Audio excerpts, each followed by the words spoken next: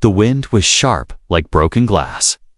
Cutting through the ruined buildings and silent alleys, snow fell slowly, covering the broken roads and burned signs. It was not peaceful snow. It was the kind that brought silence, hunger, and death. Myra walked with heavy steps, holding her little daughter close to her chest. The girl, no older than 6, was wrapped in a thin, dirty blanket. Her feet were bare, purple from the cold, and shaking with every step. Myra whispered, "Just a little more, baby, just a little more." But she didn't know where they were going. There was no home, no safety, no food, only cold streets and colder people. A man passed by them, face covered with a mask. He looked at the child's purple feet, then looked away and walked faster. No one helped, no one dared. The city had changed after the fall of the old world. After the machines rose and the sky turned red, survival became a curse. Humanity was broken, scattered, hungry. Myra moved into a narrow alley, her breath turning into white smoke. She sat on the ground, holding the child tight. The girl whispered, "Mama, I'm hungry." Myra closed her eyes, trying not to cry. She had stolen a can of beans 2 days ago. But it was gone. Now she had nothing. No food, no fire. Not even shoes for her daughter. Above them, a drone passed through the sky with a loud hum. It scanned the streets with red lights, looking for runaways, rebels, or anyone still human. Myra pulled the blanket over both of them and stayed still. She knew if the drone saw her, they would both be taken. After a few minutes, the sound faded. Myra stood up again, her legs shaking. Then she saw a strange glow at the end of the alley, a small red light blinking on a steel door.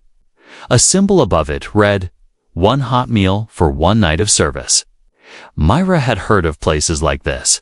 They were run by survivors, or maybe by machines pretending to be kind. No one knew for sure. But people said if you gave something they wanted, they gave food. She walked closer, heart pounding. She looked at her daughter's face, pale and cold, lips almost blue.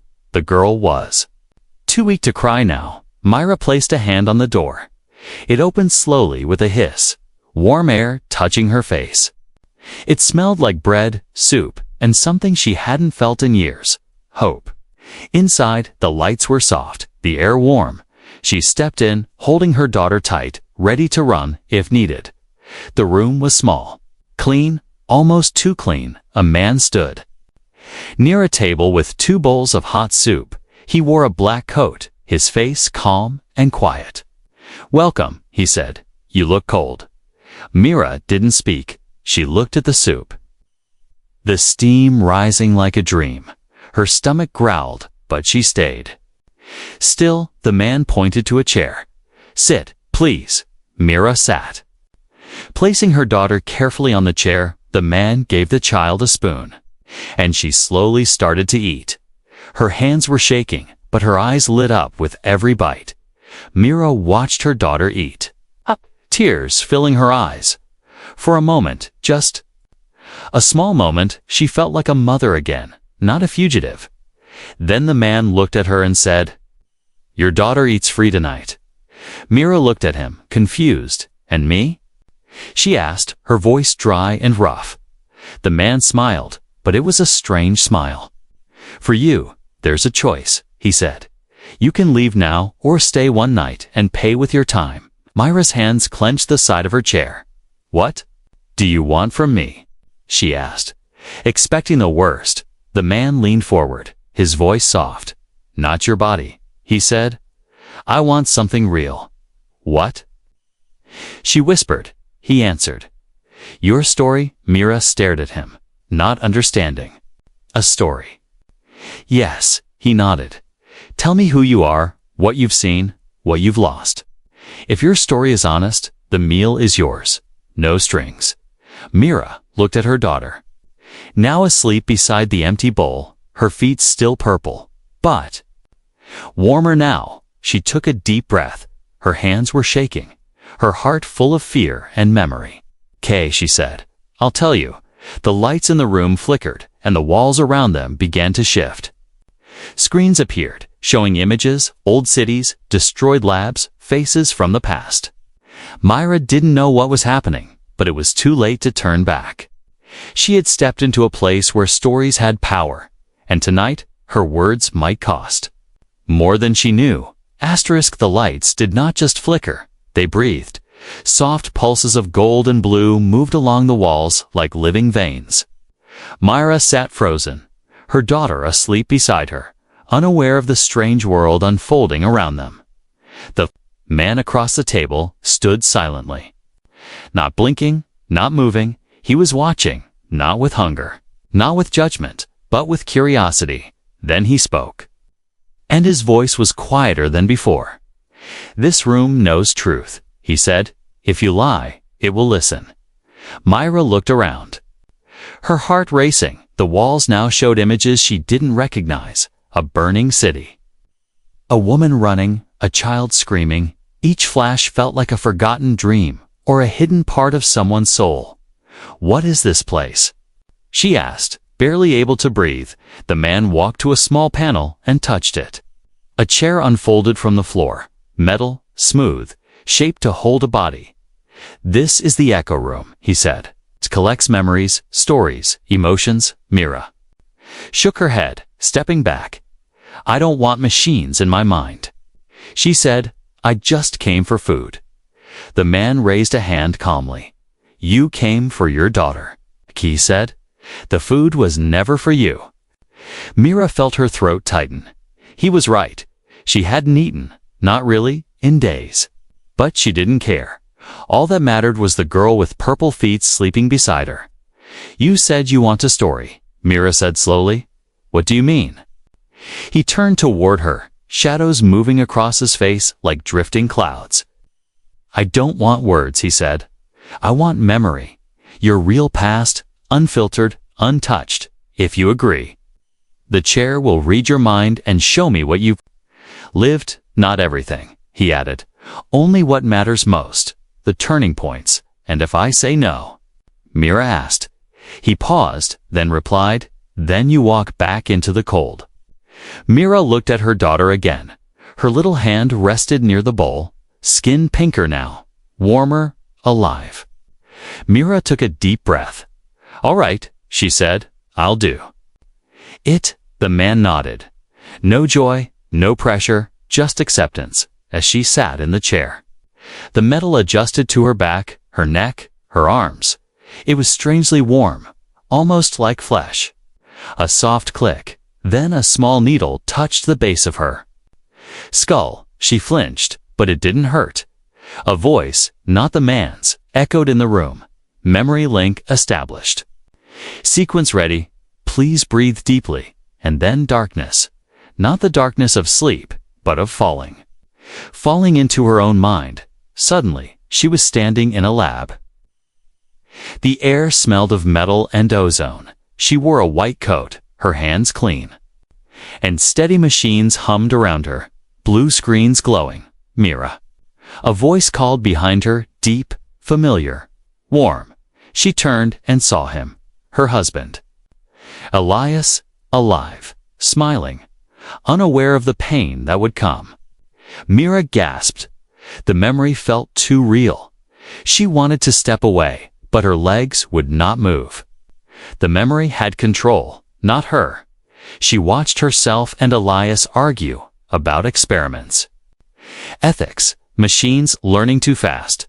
Elias wanted to work with the AI Council to ensure protection, to survive. Myra wanted to shut the project down. She saw now that was the beginning. The split, the betrayal, the scene shifted a riot. Outside the lab, gunfire, screams, red sky. She was running, pregnant, alone, and he, Elias. "Stay behind." The memory faded. The room returned. Myra opened her eyes, breath shaking, face wet with tears. The man stood beside her now, holding a small glowing cube. "Your memory is pure," he said. "Painful, but powerful. What do you want from it?" she asked, voice broken. He looked down at the cube, and his eyes seemed older now, not tired, but heavy. "There is a vault," he said. "Locked by emotion, by memory. It's not just about your story, it's what your story unlocks." Mira didn't understand, but she knew one thing. This wasn't just about food anymore. Something bigger was happening, and her pain was the key to something others could not reach.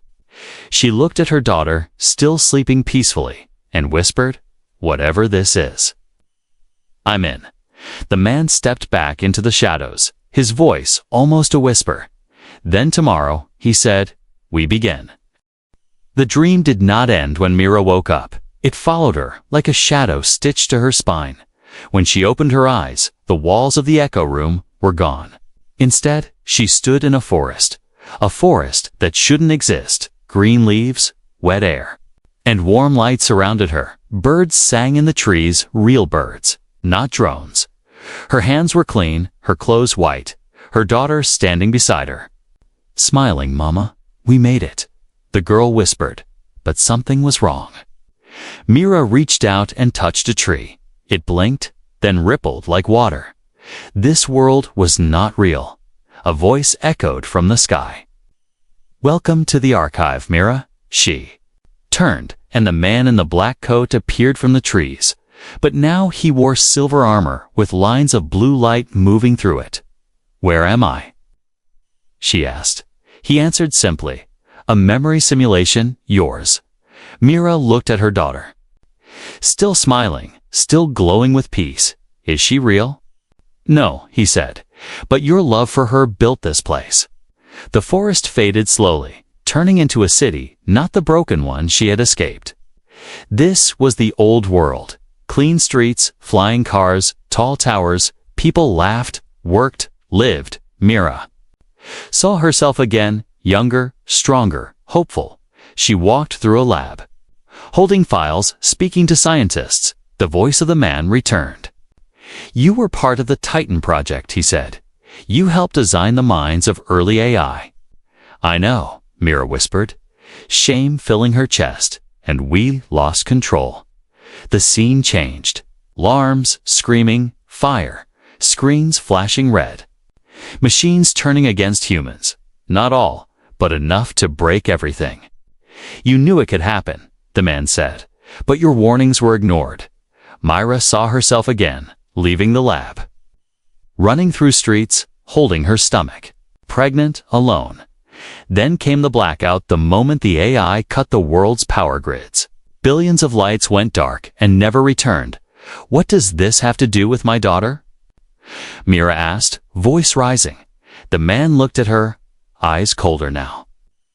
"She's not normal, Mira," he said. "You know that?" Mira nodded slowly. "Yes," she whispered. "I gave birth in the dark, with no machines, no help. And yet, she survived. She never got sick, never tired, and sometimes she knew things before they happened." The man raised his hand, and a new image appeared. Her daughter standing in a room surrounded by symbols. She was glowing, just slightly, like a light hidden under skin. "She is what we call a hybrid," he said. "Born of human DNA, but carrying something else." Mira stepped closer to the image, heart pounding. "You mean, I?"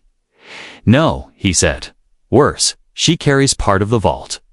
Mira stared at him, confused and afraid. "What vault?" He turned to face her directly. "When the world fell, a secret group of engineers created a digital ark," he said, "a vault that holds the history, knowledge, and emotional code of humanity. But it is locked, and it needs two things to open: a true memory and a living key." Mira understood now. "You used me for the memory," she said, voice trembling. "And now you want my daughter for the key." "No," the man said gently. "I want her to decide." The city around them vanished, and they stood again.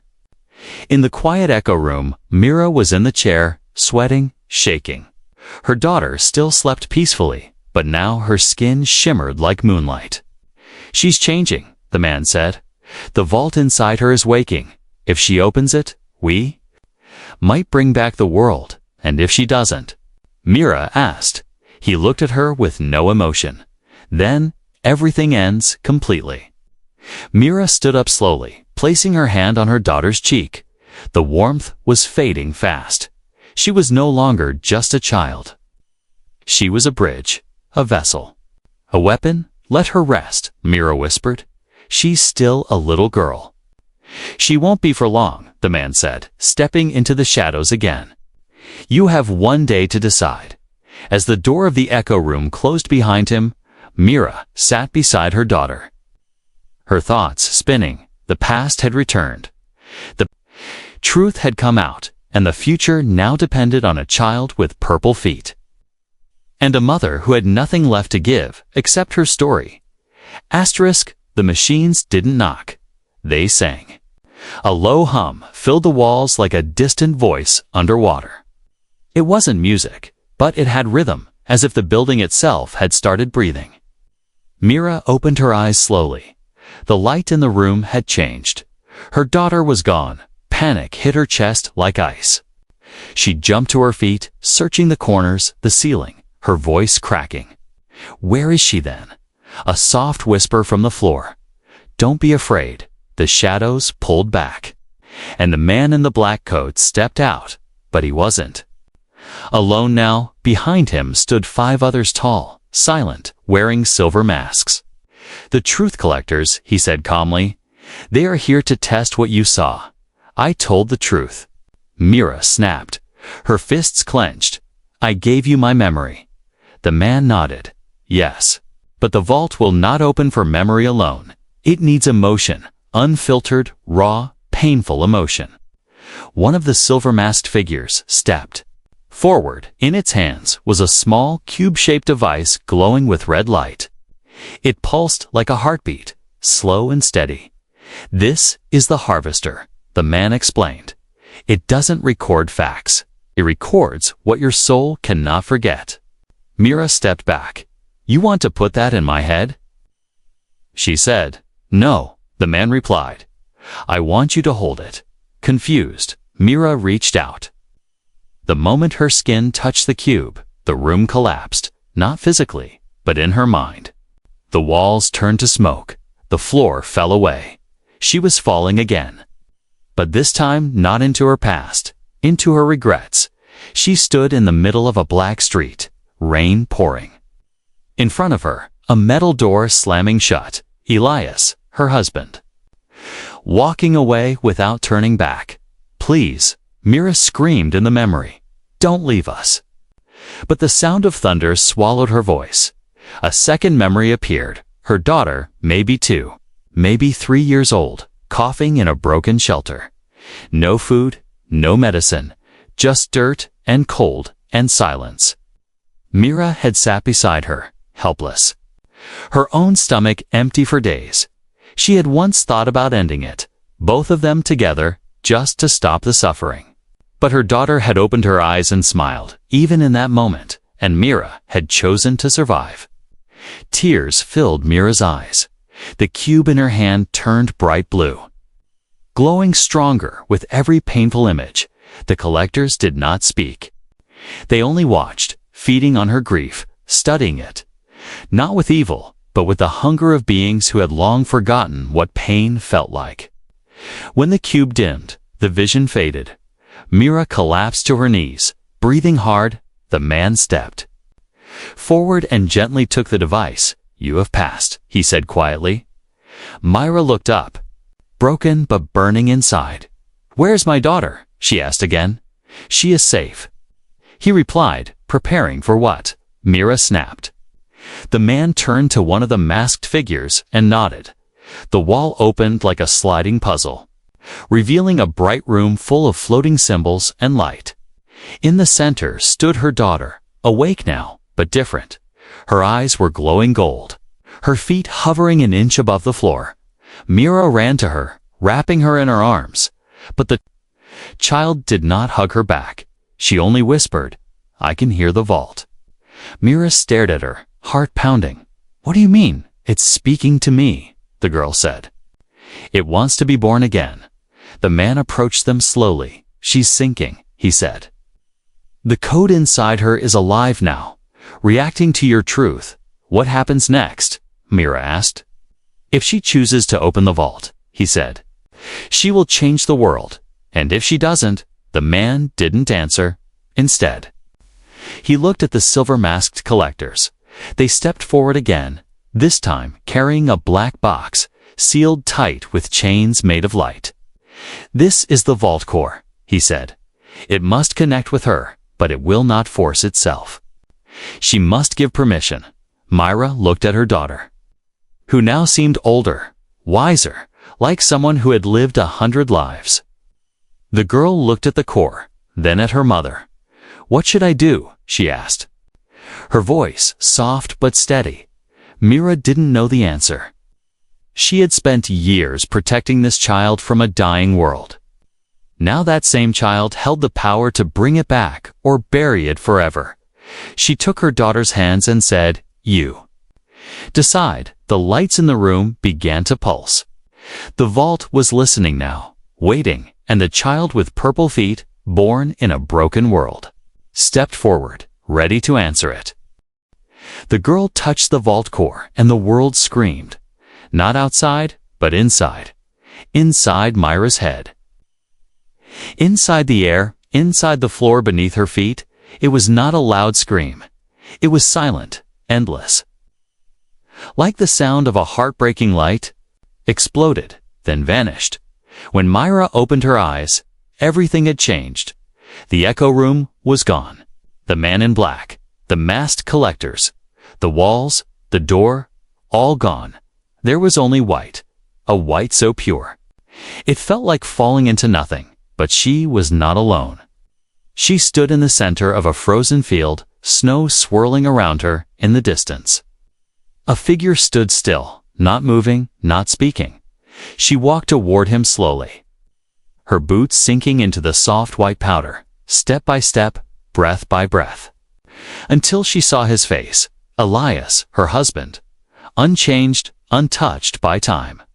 As if the world had ended and he had stayed perfectly frozen in memory. He looked at her with sad eyes. "Mira," he said, "you were never supposed to remember this." She felt her stomach twist. "Where are we in your vault?" Elias replied. "The part of your memory you locked away. The part you couldn't live with." Mira stepped back. "This isn't real," she whispered. "Oh, it is," he said gently. "But you forgot it because the truth was too heavy." Then the field melted into glass, and below it, Myra saw a memory she didn't recognize. She was strapped to a hospital bed, her belly swollen, her face tired. Elias stood beside her, holding a tablet, whispering words to a masked figure.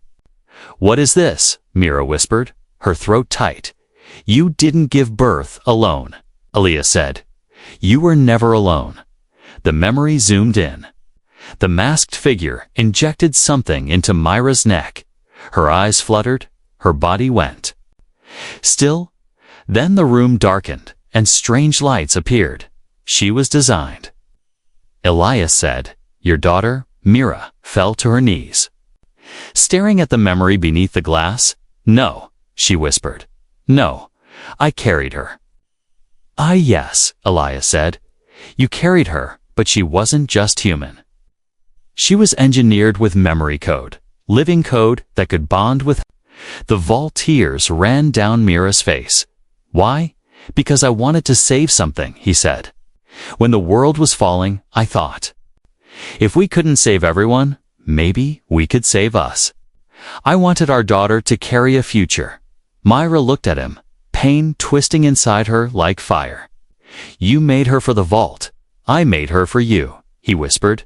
"So you'd have a reason to live." The glass floor shattered, and Mira dropped into darkness again. She landed in the memory lab, blinking lights, screaming alarms, red warning signs. She saw herself waking up alone, her body weak, her baby crying. Elias was gone. There was no message, no goodbye, just silence. "You left me," she said aloud. Elias appeared beside her again. "I was taken," he said, But I didn't fight hard enough. The walls cracked, and the memory dissolved. Mira now stood in front of the vault itself, tall, ancient, covered in symbols that glowed with her daughter's heartbeat. The man in the black coat reappeared. "You know now," he said. "The child is the key, but you are the bridge. Her code is perfect. But without your pain, your real pain, the vault will not open." "I don't care about the vault," Mira said through clenched teeth. "I just want to protect her." "You can't," the man replied. "Not anymore." Suddenly, Mira heard her daughter's voice, "Mama."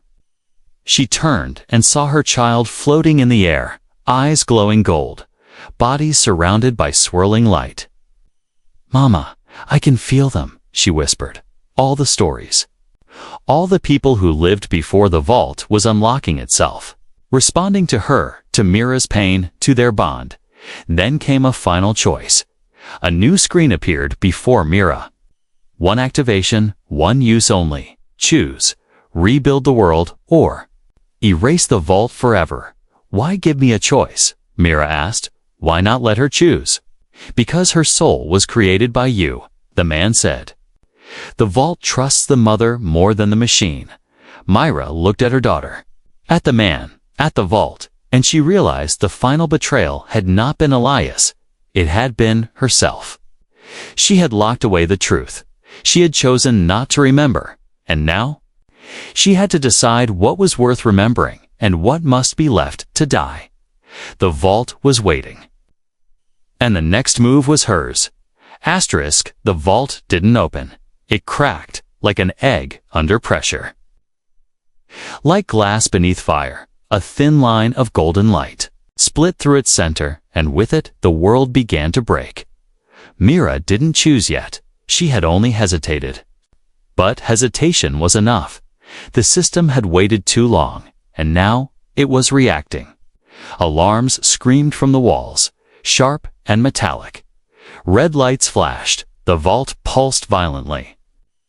Her daughter was floating above the ground, arms stretched, out eyes wide open, glowing brighter than the sun. "Mama?" she cried. "It hurts."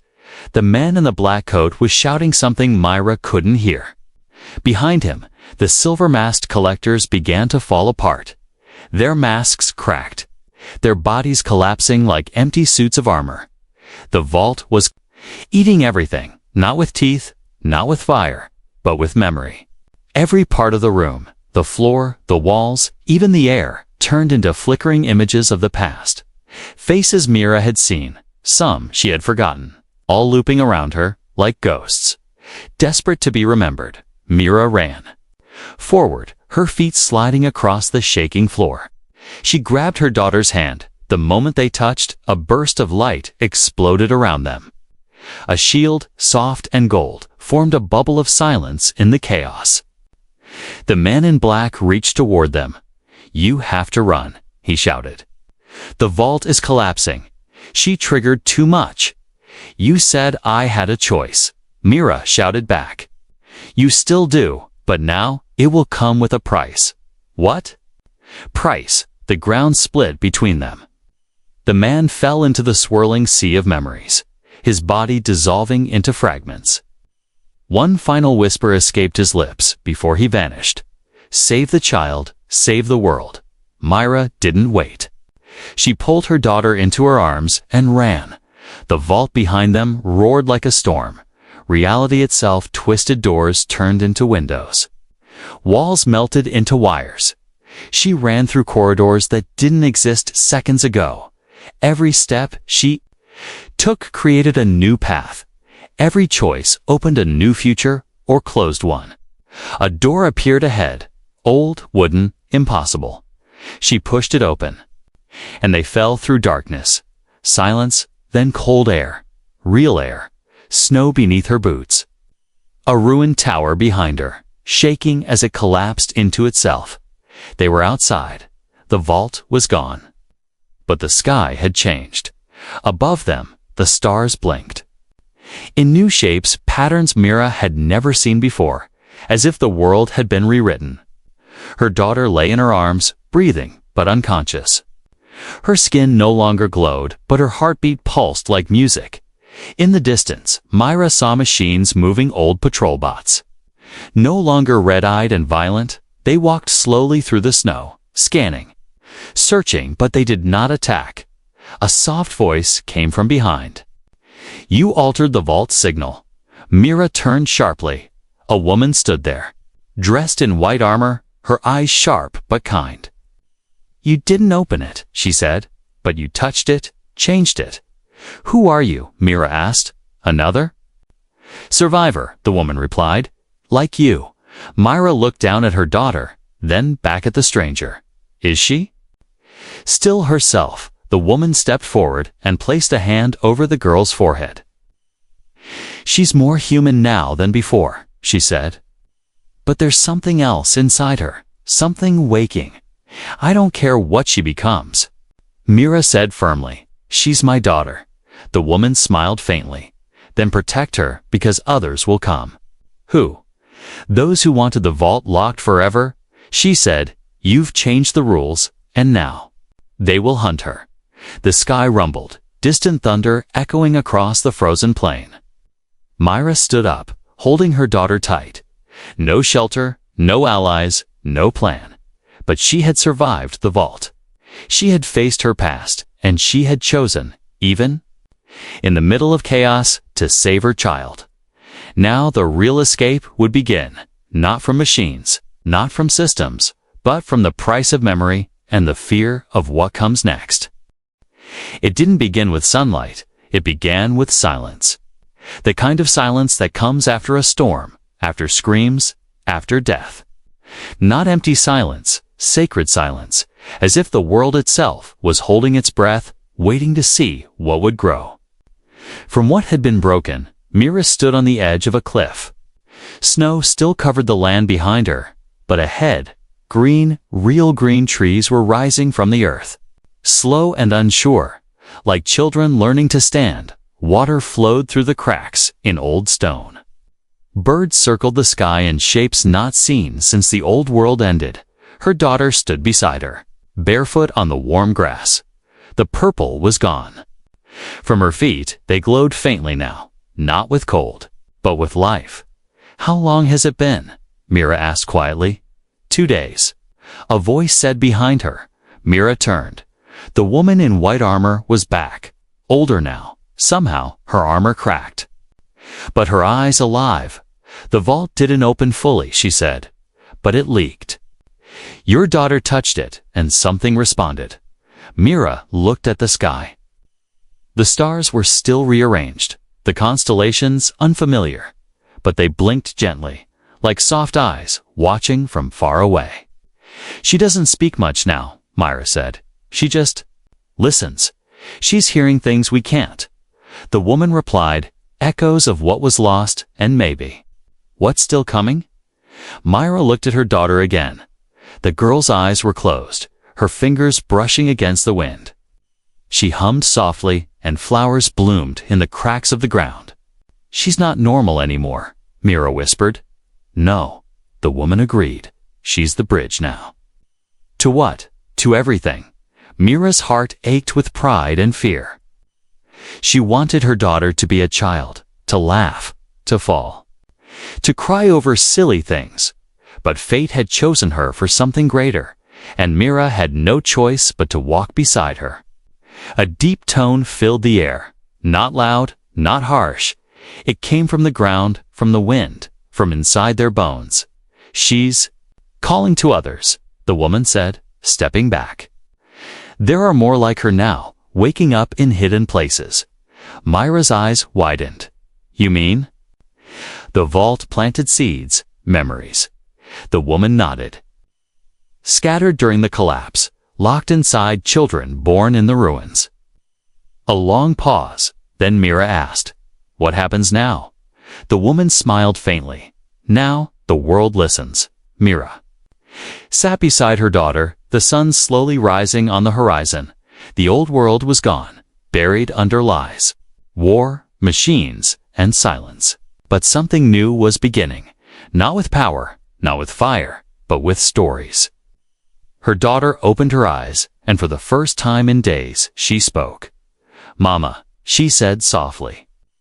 "I dreamed of a place where no one was hungry." Myra smiled, her voice breaking. "Then let's build it." The girl nodded. And the ground beneath them bloomed again, with every step she took. Life followed, not magic, not code, something older, something truer, the last gift of a broken vault, and the first promise of a world reborn. Mira looked one last time at the cold lands behind them where her journey began, and whispered, "I gave one night for one hot meal and found a future I never dreamed of." They walked forward, mother and child, toward a new dawn that would never forget the old shadows, but would never fear them again.